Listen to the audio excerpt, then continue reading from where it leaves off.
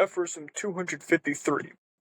There are truths which are recognized best by mediocre minds because they are most suited to them.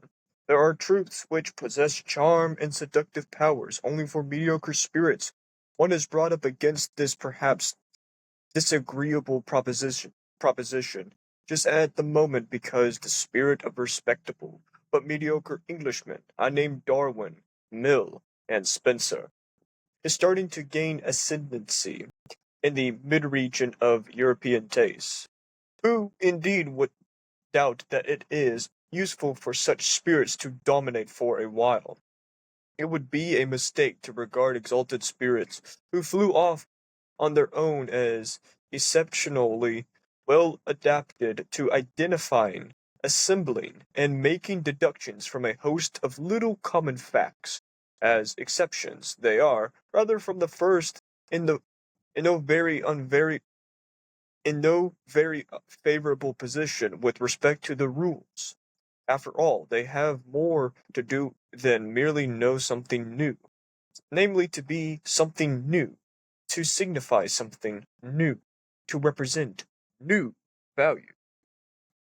The gulf between knowing and being able is perhaps wider, also more uncanny than one thinks. The man who is able in in the grand style, the creator, might possibly have to be ignorant, while, on the other hand, for scientific discoveries such as Darwin's, a certain narrowness, idiotry, and industrious consciousness, something English in short, may not be an unfavorable disposition.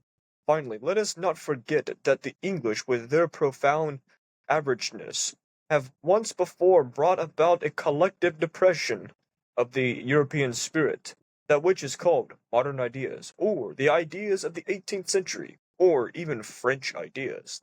That is to say, that which the German spirit has risen against in profound disgust was of the English origin. There can be no doubt about that.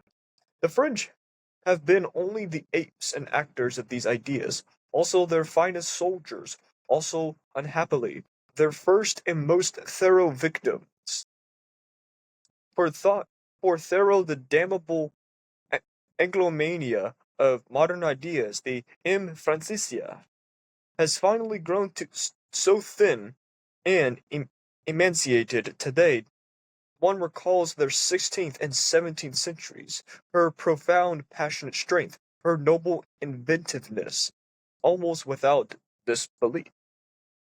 But one must hang on one's teeth to this proposition of historical equity and defend it against the prejudice of today.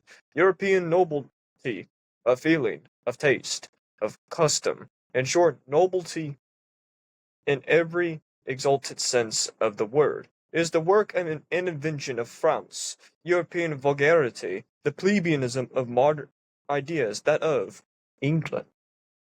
Aphorism 254. Even now, France is still the seat of Europe's most spiritual and refined culture, and the leading school of taste. But one has to know how to find this France of taste. He who belongs to it keeps himself well hidden. It may be only a small number in whom it leaves and moves, and they, perhaps, men whose legs are not of the strongest. One of them seem to have a fatalistic, gloomy, sick, some of them splot and artificial, such as men who, who have said ambition to hide themselves. One thing they all have in common, they shut their ears to the raving stupidity and the noisy yapping of the democratic bourgeois. Indeed, it is a coarse and stupid France that truddles in the foreground today. It recently celebrated at Victor Hugo's funeral a venerable orgy of tastelessness, and at the same time self-admiration. Something else, too, they have in common, a great will to resist spiritual Germanization, and even greater inability to do so. Perhaps Schopenhauer has now become more at home and indigenous in his France of the spirit, which is also a France of pessimism, when he ever was, than he ever was in Germany.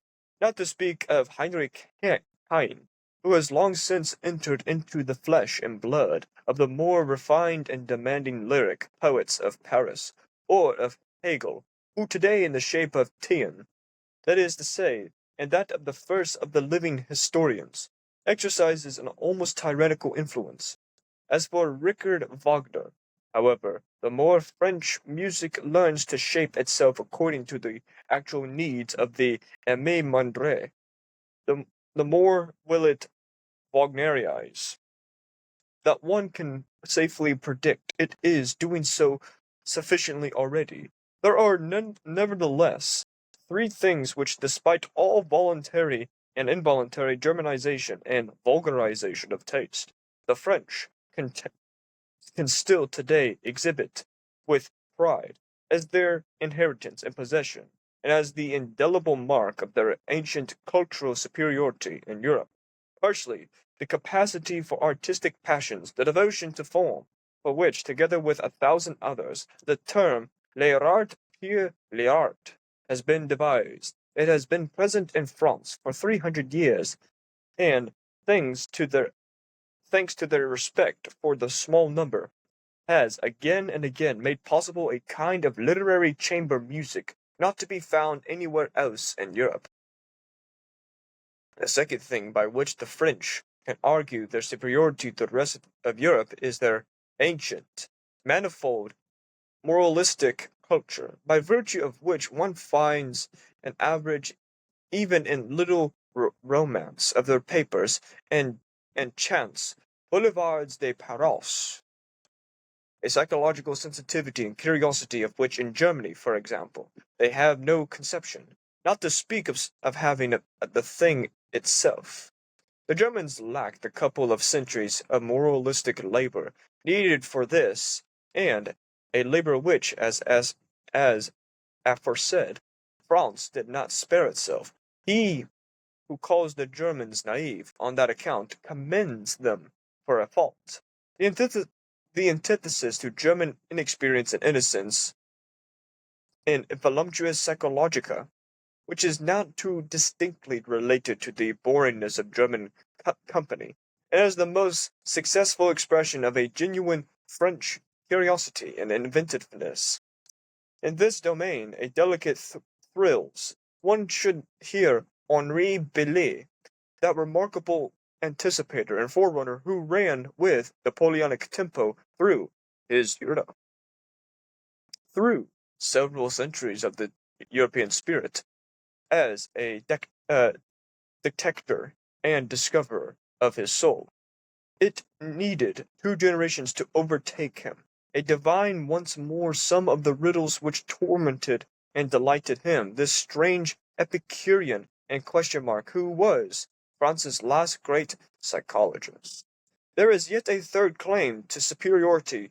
In the French nature there exists a half-achieved synthesis of North and South, which makes them understand many things and urges them to do many things, which an Englishman will never understand. Their temperament, periodically turning towards the South and away from the South, in which the Perceval and Ligurian blood from time to time forms over, preserves them from dreary, northern, grey on grey and sunless consubgulishness and anemia. The disease of our German taste against those excess, one has at just this moment very resolutely this prescribed blood and iron, that is to say, grand politics, in accordance with a dangerous therapeutic which has certainly taught me how to wait, but has not yet taught me how to hope. Even now there exists in France an understanding and advance and welcome for these rarer and rarely contented men, who are too comprehensive to find their satisfaction in any kind of patriotism, and how to know, love, and how to love the South and the North, and the North and the South. For the born Midlanders, the good Europeans, it was for them that Bizet made music, that last genius to perceive a new beauty and a new seduction, who has discovered a region of the South in music. Aphorism 255. Against German music, I feel all sorts of precautions should be taken. Suppose one loves the South as I love it, as a great school of convalescence for all the diseases of senses and spirit, as a tremendous abundance of sun, and transfiguration by sun, spreading itself over an autonomous existence which believes in itself. Well, such a person will learn to be somewhat on guard against German music because, by spoiling his taste again, it will also spoil his health again. Such a southerner, not by descent but by faith, must he dreams of the future of music, also dream of the redemption of music from the north, and have in his ears the prelude to a deeper, mightier, perhaps wickeder, and a more mysterious music, a supra-German music, which does not fade, turn yellow, turn pale at the sight of blue voluptuous sea in the luminous sky of the Mediterranean, as all German music does, a supra-European music, which holds its own even before the brown sunsets of the desert, whose soul is kindred to the palm tree, and knows how to roam and be at home among great beautiful solitary beasts of prey. I could imagine a music whose rarest magic would consist in this, that is no longer knew anything of good and evil, except that perhaps some sailor's homesickness, some golden shadow, and delicate wickedness would now and then flit across it, an art that would see fleeting towards it from a great distance the colors of declining, now almost incomprehensible moral world, and would be hospitable and deep enough to receive such late aphorism 256. Thanks to the morbid estrangement which the lunacy of nationality has produced and continues to produce between the peoples of Europe, thanks likewise to the short-sighted and hasty-handed politicians who are with its aid on top today, and have not the slightest notion to what extent the politics and disintegration they pursue must necessarily be only an interlude. Thanks to all this, and to much else that is altogether unadmissible today, the most unambiguous signs are now being overlooked, or arbitrarily and lyingly misinterpreted, which declare that Europe wants to become one. And all the more profound and comprehensive men of this century, the general tendency of the mysterious workings of the path to prepare the way to this new synthesis, and to anticipate experimentally the European of the future, only in their foregrounds and in hours of weakness and old age perhaps they were among the men of the fatherland. They were only taking a rest from themselves when they became patriots. I think men such as Napoleon, Goethe, Chantal, Beethoven, Heinrich Heine, Schopenhauer. I must not be blamed if I will also include Richard Wagner among them.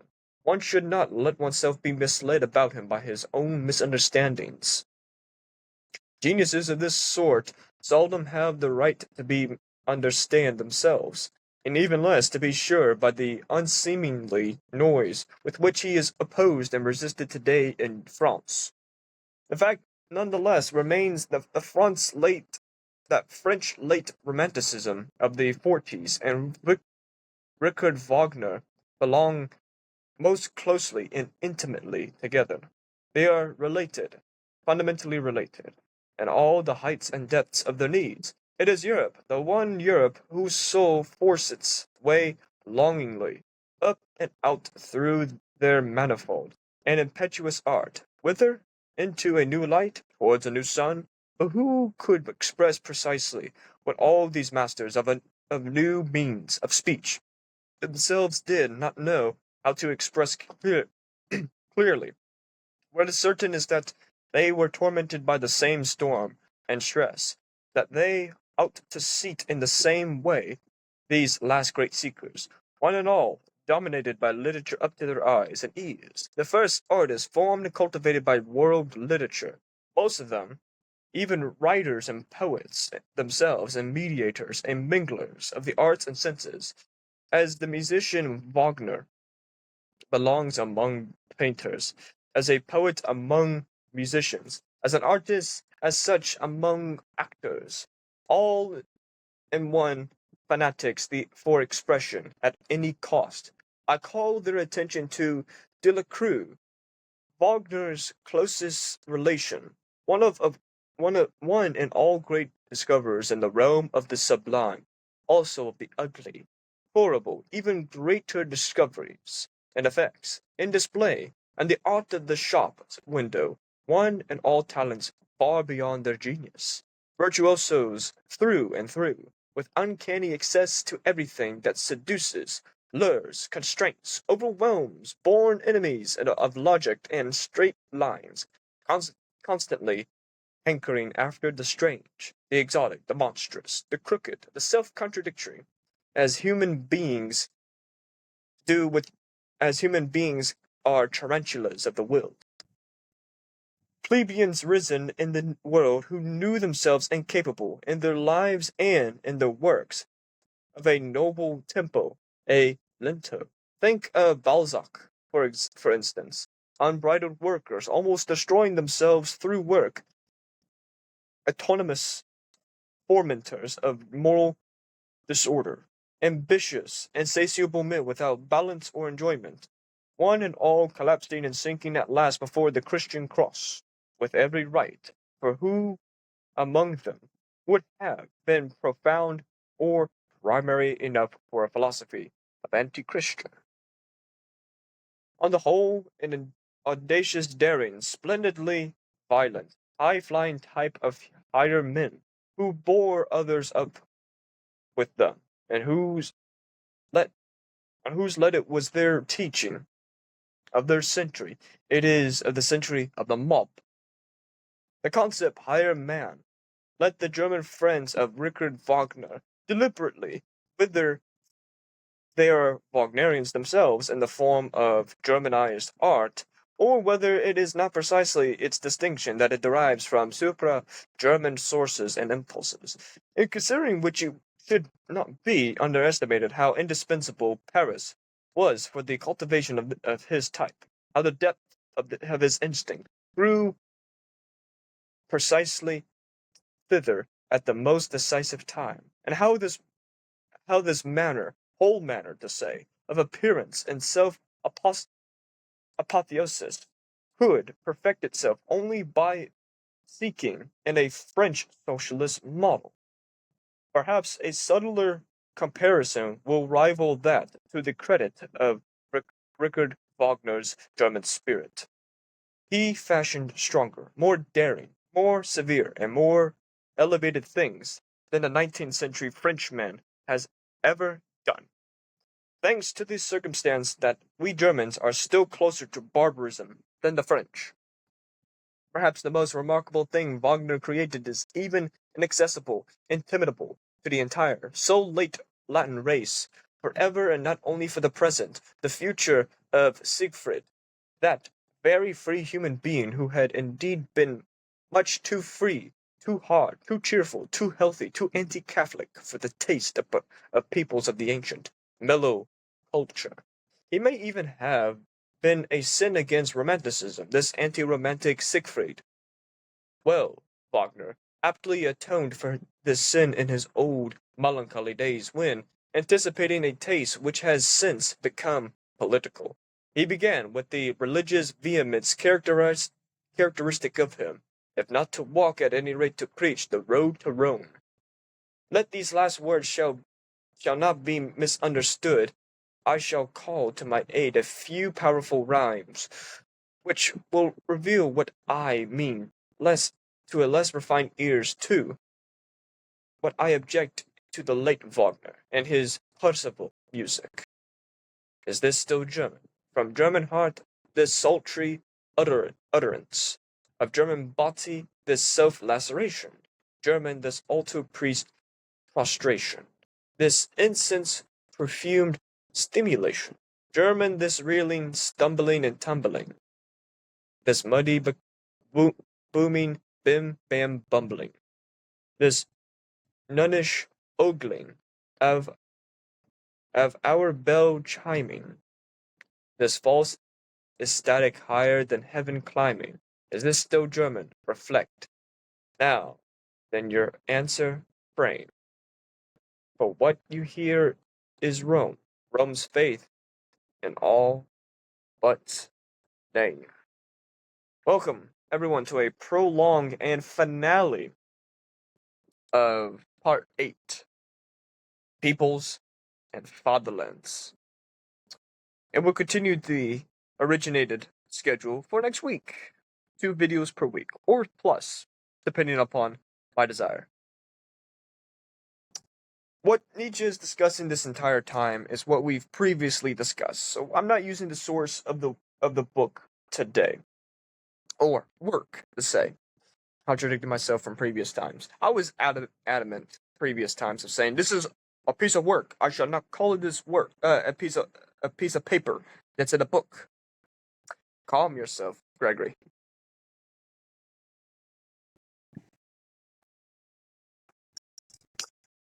In 253, he discussed an idea that Soren Kierkegaard discussed when he was preaching to himself, indoctrinating himself, whilst at the same time writing/reflecting to himself. When Nietzsche was discussing the mediocre, or distinguishing the mediocre minds, to quote, mediocre minds that still possess truth of charm and seductive powers, specifically for mediocre spirits, he acknowledges the mediocre Englishmen of John Stuart Mill, Herbert Spencer, and Herbert Spencer's successor, in my mind, Charles Darwin. There's another anthropologist and biologist I'm thinking of, but nonetheless, he will appear in my mind. He poses the question of who indeed would doubt that it is useful for such spirits to dominate for a while. He's both being rhetorical, but concerned. Concerned in the sense of why shall we still use this cadaver or corpse of values, or in a sense, lower values or lack of higher values for the continuous century. He himself confessed that there was one individual, Heinrich Heine, who individuals had overcome 2 centuries of his presence. Similar to Napoleon, we're still experiencing the Napoleonic effect in modernity or the 21st century, and still experiencing the effect of the democratic enlightenment or 18th century atheism, with David Hume's work, including John Locke, Immanuel Kant, and the scientific revolution, both 1 and 2, industrial revolution, and the Enlightenment. And Nietzsche, among his time, was concerned of Richard Wagner's influence upon the masses. That's why he said in the conclusive lines before the rhythms, quoting from Percival, one of Wagner's work, he was criticizing how France was less barbaric because of how Germans become a higher form of barbarism in his eyes. Among his eyes, barbarism would imply the status quo, objective morality, and objective absolute truths, which he observed for himself as barbaric because of the utter revulsion inside the human physiognomy or physiology in this indifferent universe of impulses and wills competing for one another to produce what? Not a thought, but a higher form of oneself. He was realizing that from the English and Frenchman influence from the late French Romanticism, Germans absorbed it quicker than than customers in COVID absorbing the bread aisle. Why is Kierkegaard relevant to what I'm exclaiming here? Because Nietzsche was concerned of new values, new discoveries, a new evaluation of oneself. This is drastically, no, not drastically. This is parallel and similitude to Kierkegaard's quote from his personal journal of what am I to do is not is what the quote is in my head. What am I to do, not to what I need to know. And that's similar to Nietzsche's revaluation of values, not of knowing, but of the course work, the action, the pleasurable action, and never to disassociate action and pleasure. In the gay science, pleasure and pain are similar, where if one desires pleasure, to anticipate the limitation or anguish unto death, if one is to desire pain, masochist, but if one is anticipating pain and receive the highest or heightened form of jubilation. That's where Nietzsche never disassociates pleasure and pain, or to substitute the word pain with action. The and his hysterical criticism of the French and the Germans, whilst at the same time acknowledging that they produced noble men, say of Goethe, Stendhal, Heinrich Heine, uh, Napoleon, Schopenhauer, for example. Nietzsche still compliments his previous teacher, albeit he overcame him for his personal journey and becoming. I realized this while reading that the Germans were collectively and nationalistically prejudiced, over prideful and prejudiced to the to the holy city of Paris. Germans couldn't establish their form of Paris. Say, for example, they established Königsberg and Berlin, albeit it paled in comparison to how the radiant and, to a degree, incredulous Paris functioned.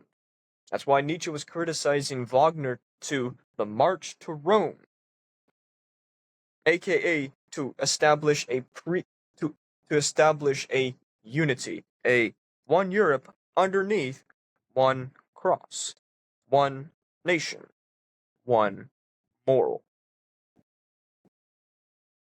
That's why the entire time of the final three aphorisms, or these aphorisms itself, or no, the entire part 7 and 8, he was criticizing, critiquing, evaluating both himself as a German, or he named himself of Polish descent in Ecce Homo, his autobiography, which I imply for individuals to read Ecce Homo to receive clarification of every work that he's written, including Contra Wagner. But nonetheless, the entire Beyond Good and Evil, or everything after Zarathustra, is his negative philosophy, aka where he utterly critiques and viciously, viciously, viciously dissects and minutely, well, minutely dissects modern ideas, aka modern science, morality, equality, structure, politics, grand politics, because he quoted Otto von Bismarck's lecture of blood and iron, or iron and blood, except etc., of forging a unification upon a mediocre plane of nationality. Well, to briefly quote him, we're still rivaling from the 16th, 17th, and 18th century of the Enlightenment, or early stage Romanticism. What he's criticizing there is Jean-Jacques Rousseau's benign perspective of nature. His benign Jean-Jacques Rousseau influenced Nietzsche. Nietzsche confessed that, including Aristotle, influenced him too. But with Jean-Jacques Rousseau, his criticism of him is that outside of this eternal war and peace of nations to cultivate and examine a nation to its limitations, hence the quote, a strong individual can receive the amount of truth and to tolerate it till he deludes, suffocates, and manipulates the truth. Jean-Jacques Rousseau contradicted what Nietzsche was saying to say, no, what it really is that natural equality at the human state is the characteristic form of state for natural pity, aka natural empathy. Nietzsche would disagree that both he would agree with Rousseau of critiquing the not the romantics, the Enlightenment individuals and their classical liberalism dependent on reason. Where Nietzsche would disagree with Jean-Jacques Rousseau is that benign perspective of that natural pity is among the human state or condition that's characterized from the natural state. Nietzsche realized both with Rousseau and other flathead individuals that they're in despair or resentmentful or contemptuous of the present state of their conditions, their natural conditions, where they prefer an ideology that represses that tyrannical, unforgiving, unfaithful, and merciless nature, which Nietzsche would see to mold, cultivate, and establish a higher form of an individual through convalescence. He described convalescence earlier. And thus spoke Zarathustra, the convalescent is the individual through hardship and asceticism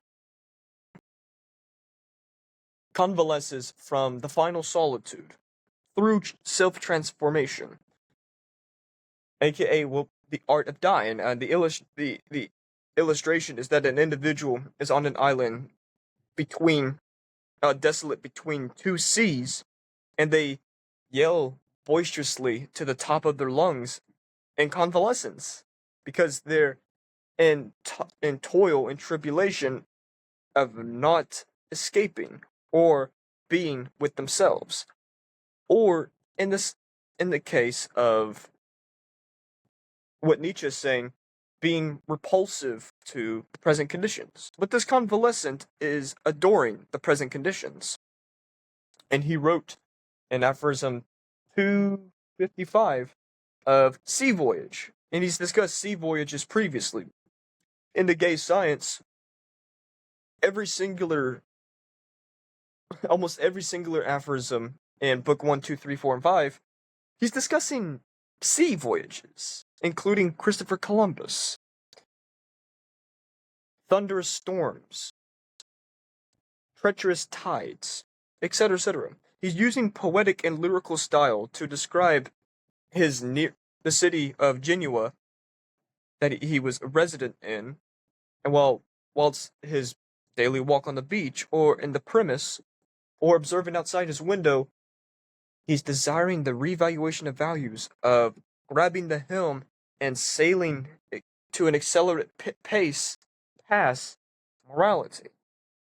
And that's the convalescent who desires, while on an island, desires to venture to the unknown, to offshore to be with themselves as a free spirit. Now, with Jean-Jacques Rousseau, his alleviation to a benevolent form of ideology is repressing the evil impulses inside of him and to quell the hardship. Nietzsche would say, well, if people are saying that existence is evil and it comes to the roundabout, this is me paraphrasing, the roundabout idea of what is the good, what is the comfortable, what is the safety, well, the remedy of hardship is hardship. Appreciate everyone for watching this video. Yes, it shortened. It's a short finale due to how he's described everything in part 8 the entire time, and including part 7. Next week, we're beginning to read part 9, the final part of Beyond Good and Evil. What is noble? Amor fati. Love your fate.